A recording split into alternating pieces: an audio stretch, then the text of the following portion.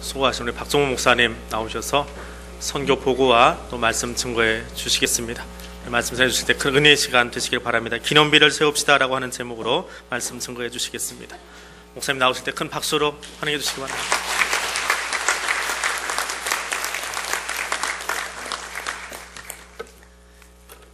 반갑습니다. 한 2년여 만에 여러분들을 뵙는 것 같습니다.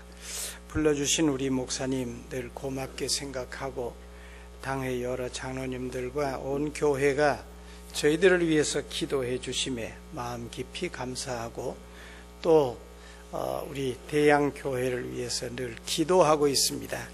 하나님께서 오늘 이 시간도 우리와 함께 하셔서 하나님의 말씀을 들을 수 있는 귀한 시간이 되었으면 하는 마음입니다. 저분이 누군가 그러겠죠.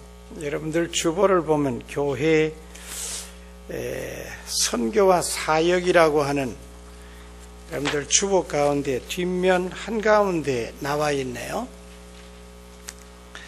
선교와 사역 가운데 해외 선교, 국내 선교, 특수 선교 그렇게 분류를 했는데 그 가운데 보면 해외 선교 가운데서 두 번째 줄에 미국 괄호 열고 스펜도 세계 선교원 하는 난이 있군요. 제가 그 사람입니다. 처음에 우리 선교원을 만들 때 제가 2003년까지 한 15년 동안 LA에 있는 나성 서남교회를 시무하고 그리고 사표를 내고 이 스펜도 세계 선교원을 세웠습니다. 근데 나중에 스펜도란 말이 너무 어려워서 자꾸 물어요. 그게 뭐냐고.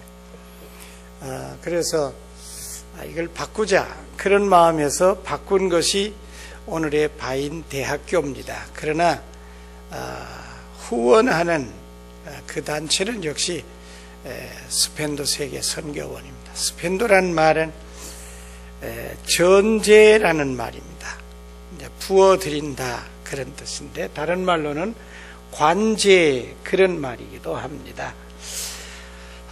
번제를 다 드린 다음에 양을 잡아서 양도 다 타고 장작도 다 타고 그리고는 제단 위에는 불덩어리만 이글거리고 그리고 받아두었던 놋대접의 피에다가 거기에 포도주를 잔뜩 부어 제사장이 손가락으로 그 피를 휘저어서 응고된 것을 풀은 다음에 제단에 부어드린다. 그래요.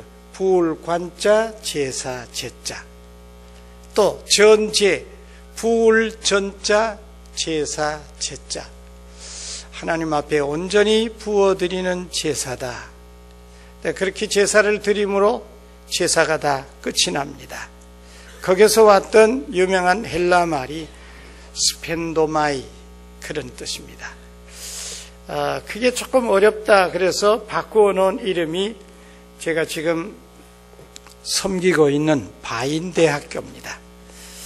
이 바인대학교를 열심히 하고 있는데 다른 나라들에 가보니까 또 바인을 잘 몰라요.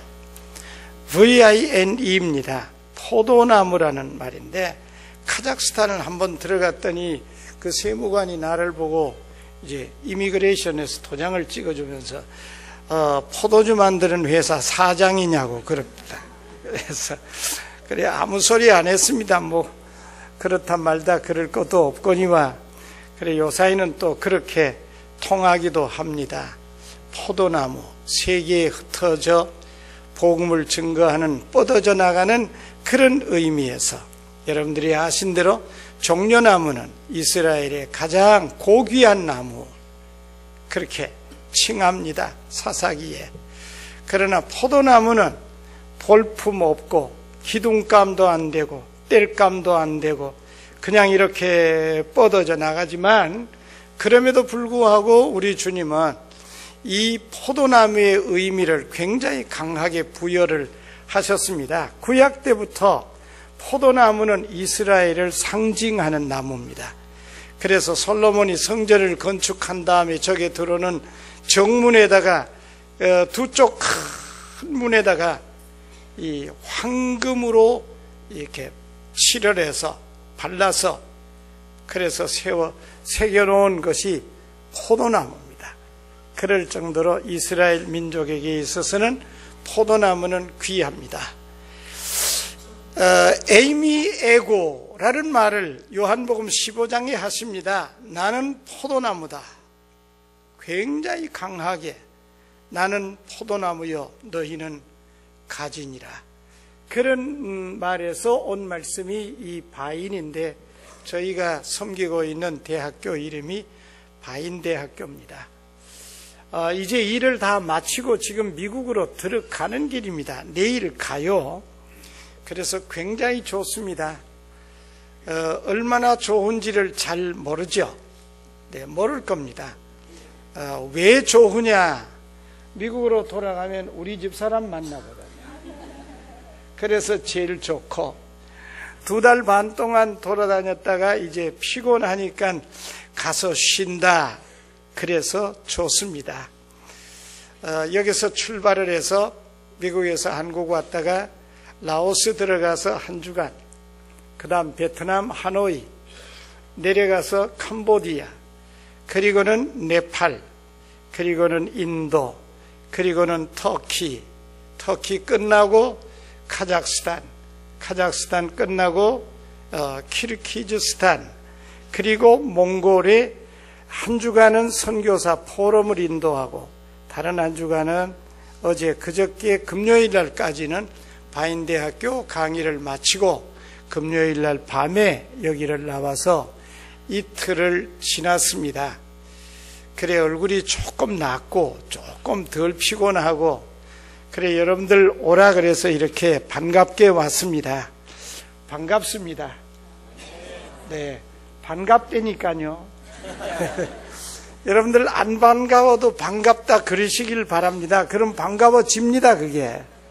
네, 반갑습니다. 그리고 또 몇 년 만에 올런지 잘 모릅니다. 그때까지 기도 많이 해 주시기를 바랍니다. 저희들이 하는 사역은 첫째는 현지인 교역자를 기르는 일입니다. 학사부터 석사까지 계속해서 가르치는 사역을 합니다. 둘째는 지금 우리 통합 측 선교사 약 1,800여 명, 조금 줄었다는 말 들었는데 모르겠습니다. 합동 측이 훨씬 더 많습니다. 2,300여 명. 그 외에 다른 많은 교단들이 전 세계 120개국 이상의 나라들의 사역을 하고 계십니다. 이분들이 한 번씩 들어오자면 얼마나 어려운지 모릅니다. 제가 사역하고 있었던 볼리비아 지금 남계영 선교사님이 들어와 계시잖아요. 네, 제가 끝날 때쯤 그분이 들어왔습니다. 그래서 잘 모릅니다. 한 번밖에는 못 만났습니다. 오늘 만나나 했는데 안 왔답니다. 또 언제 만날런지 모르지만 그런 데서 한번 나오려면 몇 년에 한 번씩 이렇게 방문하고 또 보고하러 나오는데 선교사님들이 선교 지역에 한번 들어가면 공부한다고 하는 것은 거의 불가능에 가깝습니다. 첫째는 선교 지역을 비울 수가 없고, 둘째는 돈이 너무 많이 들어서 미국이나 한국에 나와서 공부할 엄두를 못 내고, 그 다음 세 번째는 생활비 간신히 돌아가는데 그걸 가지고 자녀 교육시키면서 자기까지 석사나 박사 과정에 공부한다고 하는 것은 거의 불가능입니다. 여기에 착안을 해서 제가 우리 교회를 사임을 하고 이 대학을 미국인으로부터 인수를 받아서 선교사들을 위하고 현지인들을 가르치기 위해서 이 대학교를 운영한 지 금년이 11년입니다. 우리 교수들을 한국과 미국에서 모시고 들어갑니다. 세 과목을 가르쳐야 되니까 3명이 같이 들어가야 됩니다. 그래서 한 주간 동안 3명이서 오전, 오후, 밤을 집중적으로 가르칩니다. 아침 8시부터 밤 10시까지 한 교수가 한 과목씩, 월요일부터 토요일까지 이게 인텐시브로 운영하고 있는 저희 대학교의 시스템입니다. 이렇게 가르친 지 금년으로 11년째. 그래서 지나간 10여 년 동안에 박사가 한 분이 세 분이 태어났습니다. 석사는 한 80명 배출을 했습니다. 지금 현재 우리 대학에서 공부하고 있는 선교사들과 현지인들이 약 1,100여 명 조금 넘습니다. 정확하게 말하면 1,120명이 넘어갔습니다. 이런 분들이 우리 대학에서 공부하고 있습니다. 그럼 등록금은 얼마 받습니까? 대양교회가 거금의 선교비를 내놓고 또 우리 친구 동기생인 김지철 목사가 도와주고 또 우리 동기생인 권영복 목사 방주교회에서 도와주고 부산에서 한두 교회가 돕고 미국에 있는 한인교회가 몇 교회가 도와서 이분들의 선교비로 이 교회들의 선교비로 우리 모든 신학생들에게 선교사들에게 50%의 장학금을 줍니다. 그러면 한 학기에 600불을 받습니다. 선교사들은 그렇지만 현지인들은 아닙니다. 한 학기에 50불 받습니다. 다 가르쳐주고 그들은 돈이 없습니다. 그것도 안 되면 5불 받습니다. 여러분들이 주시는 선교비 때문에 그렇습니다. 그렇지 않으면 50% 줄 걸 40%밖에 못 주고 줄어갈 겁니다만 그런 일은 없으리라고 믿습니다. 네, 모지라는 거는 대양교회에서 좀 더 충당할 테니까. 네, 웃는 거 보니까 될 것 같습니다. 우리 심장로님이 웃으면 되는 겁니다. 네, 감사합니다, 장로님. 네, 저런 변함없이 저 자리에 그리고 안 늙으셔. 어떻게 그렇게 안 늙으십니까? 비결이 뭔지 모르지만 저도 참 안 늙죠. 안 늙었다 그래요. 그냥 조금 늙어도 좀 안 늙었다 그래야죠. 일은 하고도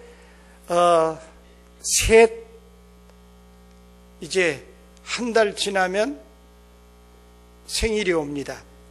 그러니까 한 달 지나면 한국 나이로 74이 되는 거예요. 근데 아직은 정정합니다. 그렇죠? 그래도 너무 오래 하면 주책 없다 그럴 테니까 조금만 더 하고 그만두려고 생각을 합니다. 오늘 주신 말씀입니다. 기념비를 세웁시다. 이제 선교 보고는 그만하면 됐죠? 목사님 그만하면 됐죠? 네, 목사님이 허락을 했습니다. 그만하고 말씀을 너무 오래 하면 여러분들이 지루할 건데 좀 걱정스럽습니다. 그래도 말씀은 전하고 가겠습니다. 주일 아침 예배가 돼서 기념비, 이건 기념비인데 우리 한국어로는 기념비인데 이거는 그냥 깎은 돌도 아니고요. 그냥 어깨에 메고 요단강에서 짊어지고 나와가지고 어깨에 들러메고 나와서 이렇게 비석같이 세워라, 그런 뜻이에요. 12지파 한 명씩 12개. 얼마나 큰 돌이었을까? 요만한 돌은 아니었을 것 같습니다. 그렇죠? 남자들이 어깨에 짊어지거나 안 그러면 등에 업고 나왔으니까 이만한 그런 바위돌이 아니었겠느냐? 그걸 가지고 어디다 세우느냐? 길갈에 세워라. 요단강에 들어서거든 제사장들이 법궤를 짊어지고 그리고 요단강물이 갈라지는 그 순간에 그 바위돌 한 개씩 짊어지고 길갈에 가서 세워라. 요단강에서 13km 내륙, 다시 말하면 동쪽에서 서쪽 내륙에 갖다 세워. 그리고 거기는 바로 턱 밑입니다. 여리고성 3km밖에는 안 되는 적진입니다. 거기 갖다 세워라. 그리고 다른 한 무더기는 바로 이 요단강에 밟고 들어선 제사장들의 발 그 앞에다가 또 세워라. 그래, 두 군데입니다. 이게 오늘 말씀의 중심입니다. 그래서 거기에 세웠더라. 나중에 너희의 자손들이 이 무슨 돌이냐 묻거들랑 이것은 요단강을 이렇게 건너와서 하나님의 말씀을 쫓아서 너희들이 이 자손들에게 하나님의 은혜와 기적과 축복으로 건넜다는 것을 그들에게 가르쳐라. 이게 목적입니다.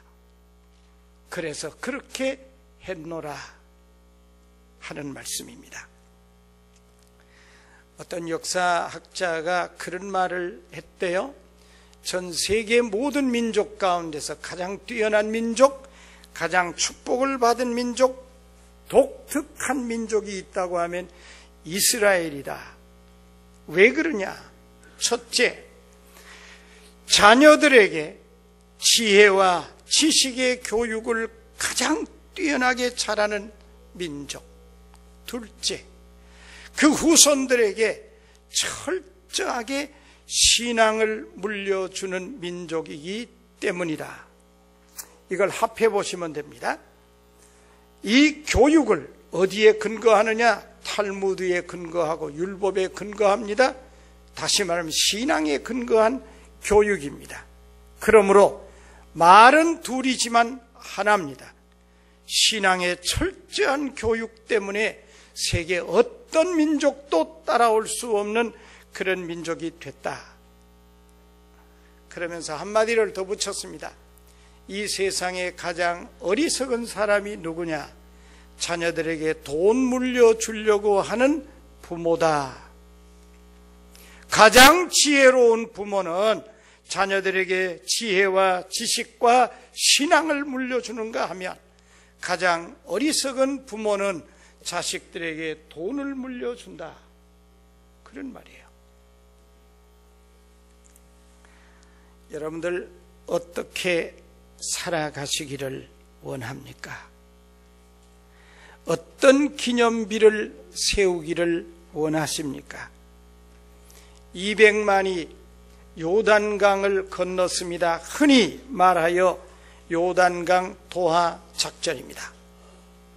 다 건너갔습니다. 시작도 홍해에서, 마지막 종착도 요단강에서.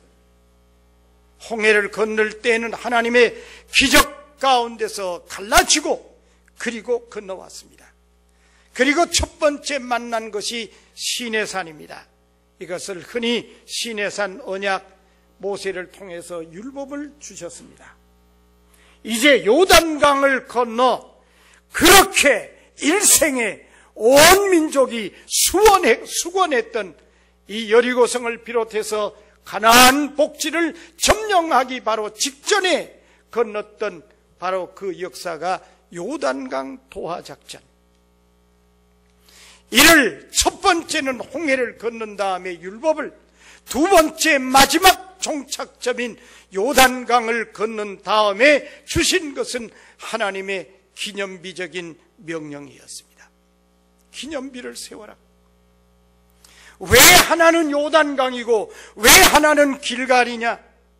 영적으로 해석을 해봅니다. 하나는 마음에 새겨라. 눈에 보이지 않습니다. 요단강이 창일하게 흐르면 그 12돌은 안 보입니다. 그럼에도 불구하고 언제나 거기에 있습니다.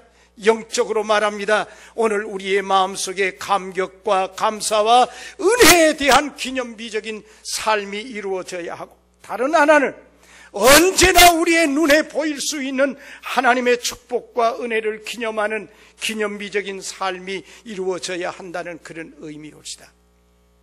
길갈입니다. 왜 하필이면 길갈이냐?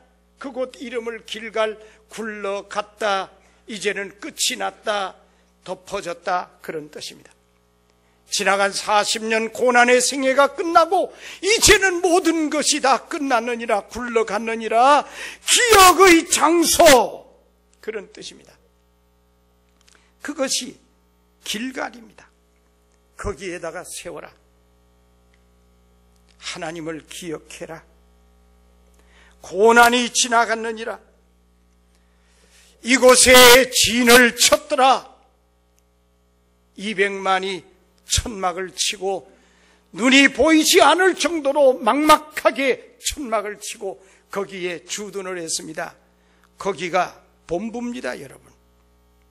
모세는 죽고 그 신하였던 여호수아가 이제는 대장이 되어 지도자가 되어 이 민족을 이끌고 이제는 가나안 점령을 앞둔 총본부가 길갈입니다. 거기에다가 세워라. 12돌을 가져다가 세워라. 이 명령입니다. 보십시오. 얼마나 감격했을까? 얼마나 좋았을까? 40년 긴 세월이 지나고 그렇게도 원했던 가나안 땅 들어와서 첫날 밤 지나기 전에 여기에다가 12돌을 세우고 하나님 앞에 감사하고 찬송을 부르고 감격에 넘치는 제사를 드린 다음에 12돌을 쌓았더라. 얼마나 좋았을까? 얼마나 그날을 기다렸을까? 환희에 넘치는, 감격에 넘치는 길갈의 기념비를 세우는 밤이었습니다. 여기에 그 옛날 그 훨씬 이후에 사울 왕은 도읍지를 정하고 길갈에서 취임식을, 대관식을 했습니다. 정치적인 중심지가 됐습니다. 그런가 하면 더 훗날에 엘리야는 여기에 선지학교를 세우고 많은 선지자들을 길러냈습니다. 말하자면 정치적인 중심지, 다른 하나는 종교적인 중심지.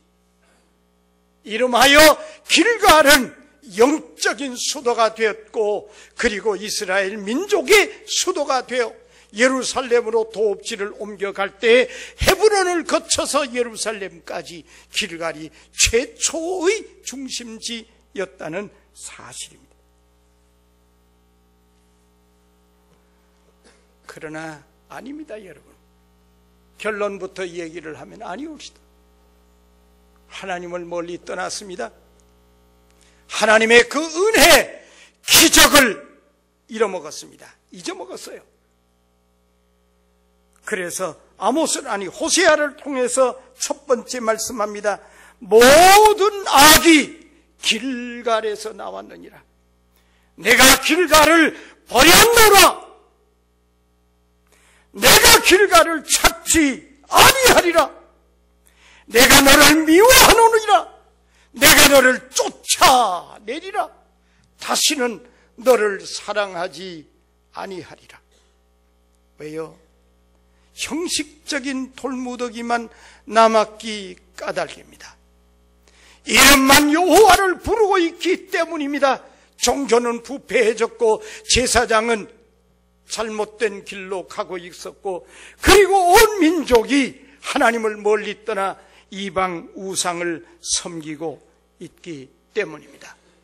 더 가혹한 말씀을 아모스는 외칩니다. 4장에 길갈은 사로잡혀 갈 것이니라. 길갈은 하나님을 찾지 아니하는 민족이 되어 내가 길갈을 버릴 것이니라. 무서운 경고였습니다. 왜입니까? 기념비적인 삶을 살아가고 있지를 않기 때문입니다.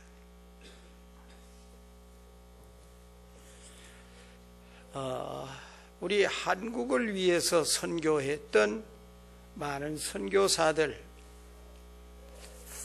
대체적으로 우리가 잊어먹기 쉬운 것이 초기 선교사들의 사역인데,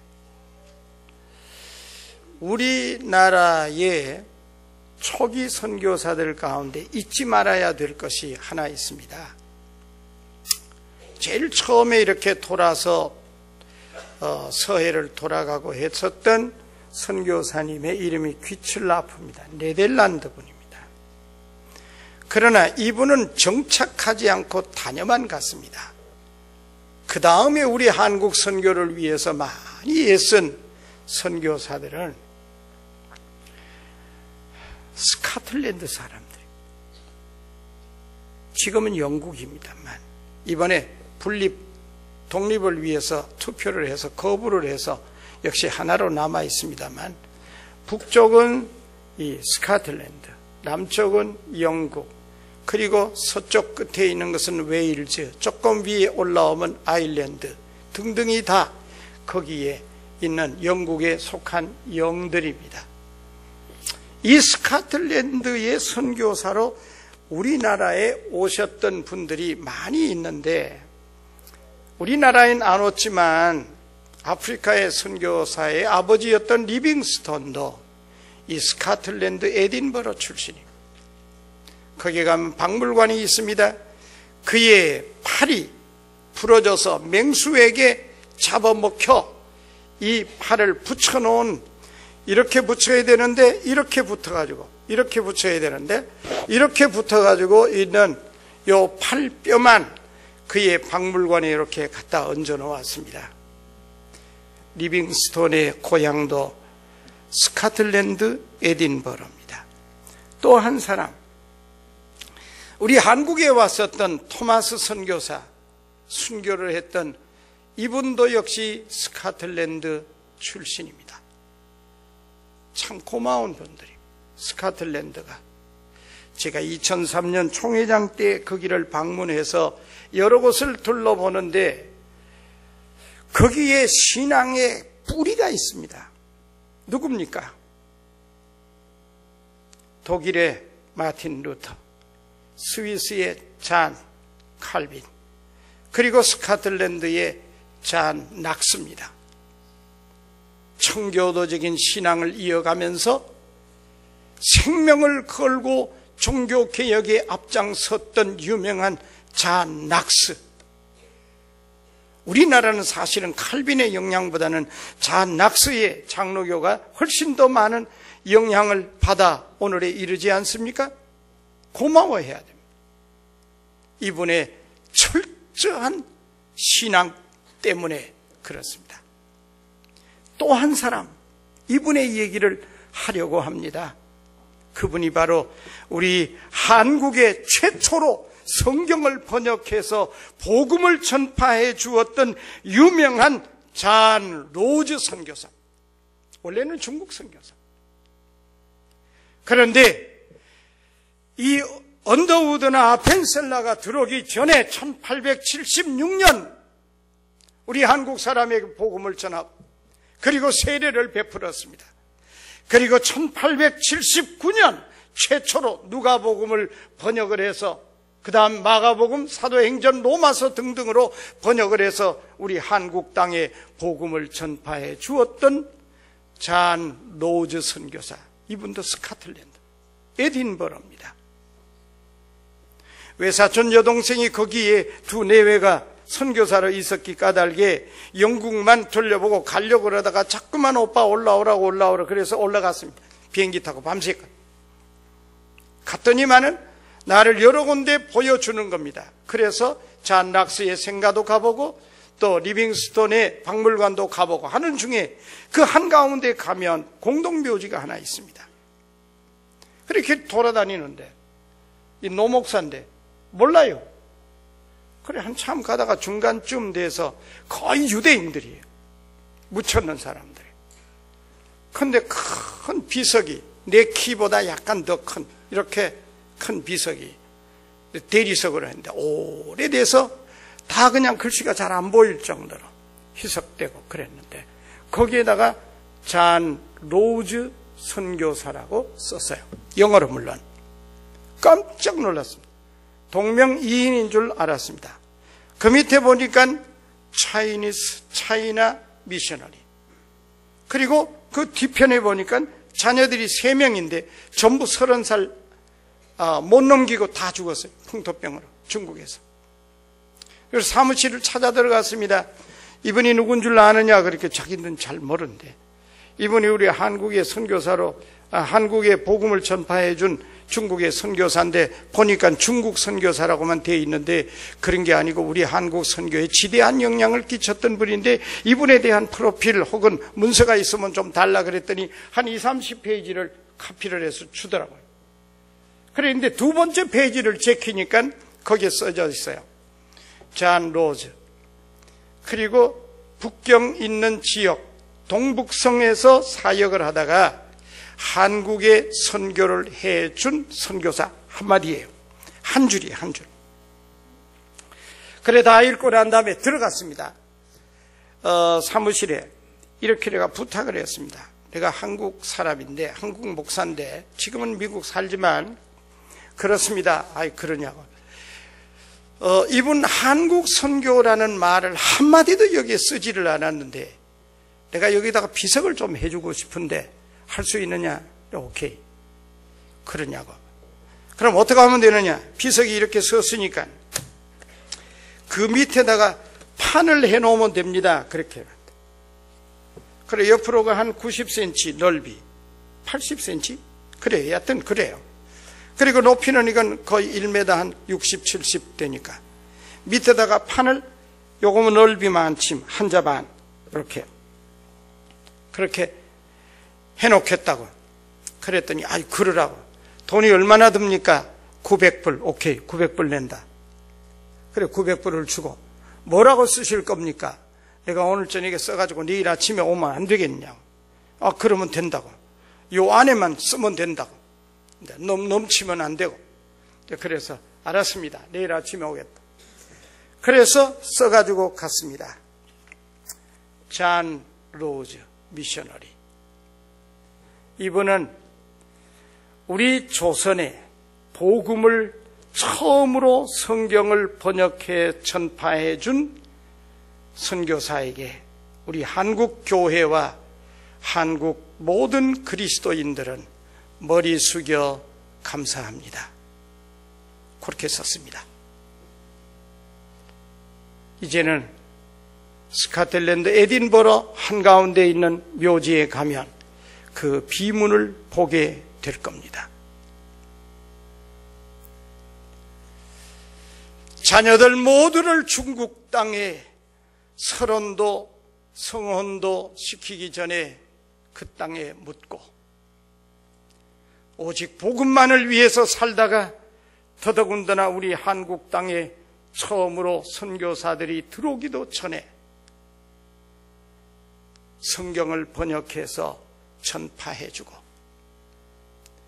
언더우드 아펜셀라가 한국에 최초로 와서 세례를 주신 것이 아니고 그로부터 6년 전에 벌써 조선에 있었던 청년들이 의주에서 이 장사를 하기 위해서 중국을 드나드는 중에 이분을 만나 예수를 믿고 세례를 받았던 백옹준, 서상윤, 서경조, 김은기 등등 6명. 이게 우리 한국교회 최초의 세례교회입니다. 그 중에 서상윤 그리고 이 두 형제가 자기의 고향인 의주로 돌아왔는데 발붙일 곳이 없어서 외가가 있는 곳에 와서 교회를 세우리라. 그래서 세웠던 교회가 한국 최초의 교회 송천 솔레 교회입니다. 선교사가 세운 교회가 아닙니다. 한국 청년들이 한국의 최초로 교회를 설립했던 이곳. 나중에 한석진 목사는 목사가 되기 전에 인삼 장사한다고 국경을 드나들다가 배탈이 나서 뗄뗄 굴르는데 잔 로스 선교사에게 발견이 돼서 그를 들쳐업고 클리닉, 요사 이름은 의원에 업고 가서 치료해 주어 그에게 복음을 전하고 세례를 받고 돌아와서 의주의 최초의 교회를 설립했던 언더우드의 나중에 조사가 되었던 인물들 모두가 다 잔 로즈 선교사에게 세례를 받았고 그의 처남인 맥킨타이어 선교사에게 세례를 받았던 인물들. 두 처남 남매가 압록강을 사이에 두고 중국과 조선의 복음을 전했던 위대한 인물들. 그게 지금 에딘버러의 비석으로 남아 있지만 그의 생애는 위대했고 빛났습니다. 더군다나 한국 교회를 향해서는 어떻게 살아가실렵니까? 마지막 때 여러분들의 묘에 여러분들의 후손들이 뭐라고 비석을 세울 것입니까? 그러지 않다고 할지라도 이 땅에 사는 날 동안 여러분들의 가슴 속에 어떤 비석을 세우고 살아가시렵니까? 길갈에 세웠던 이스라엘 민족이 세웠던 12돌처럼 여러분들의 가슴 속에 영원한 기념비적인 그런 삶을 살아가고 세워가고 마지막 때 주 앞에 서는 그날에 우리 주님이 바라보실 때 부끄럽지 않는 그런 생애 기념비를 세울 수 있는 귀한 삶이 될 때 우리 주님께 영광이 되고 여러분들 자손만대의 축복이 될 줄로 믿습니다. 기도합니다. 하나님 아버지 감사합니다. 오늘 이 아침